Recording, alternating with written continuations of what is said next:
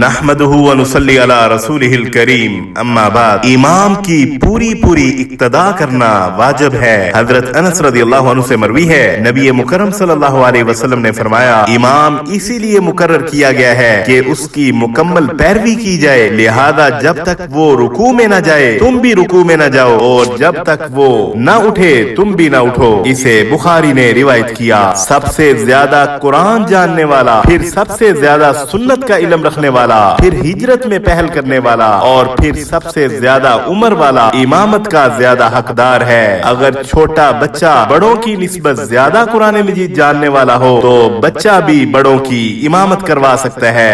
مقررہ امام کی اجازت کے بغیر کسی مہمان کو امامت نہیں کروانی چاہیے۔ حضرت ابو مسعود رضی اللہ عنہ روایت کرتے ہیں، رسول اللہ صلی اللہ علیہ وسلم نے فرمایا، لوگوں کی امامت وہ شخص کرائے جو کتاب اللہ کا سب سے بہتر پڑھنے والا ہو۔ اگر قرات میں لوگ برابر ہوں تو سنت کا زیادہ جاننے والا امامت کروائے، اگر اس میں بھی برابر ہوں تو پھر جس نے پہلے ہجرت کی ہو، اگر لوگ اس میں بھی برابر ہوں تو پھر عمر میں سب سے بڑا امامت کروائے۔ امامت کے لیے مقرر آدمی کی جگہ کوئی دوسرا آدمی بلا اجازت امامت نہ کرائے، نہ ہی کوئی آدمی کسی کے گھر میں بلا اجازت اس کی مسند پر بیٹھے۔ اسے احمد اور مسلم نے روایت کیا۔ امام اور مقتدی کی نیت جدا جدا ہونے سے نماز میں کوئی فرق نہیں پڑتا۔ امام کو ہلکی نماز پڑھانی چاہیے۔ مسافر مقیم کی امامت کروا سکتا ہے۔ ایک آدمی فرض نماز ادا کرنے کے بعد اسی وقت کی نماز کے لیے دوسرے لوگوں کی امامت کروا سکتا ہے۔ اس صورت میں امام کی پہلی نماز فرض ہوگی اور دوسری نفل۔ حضرت جابر رضی اللہ عنہ سے مروی ہے، حضرت معاذ رضی اللہ عنہ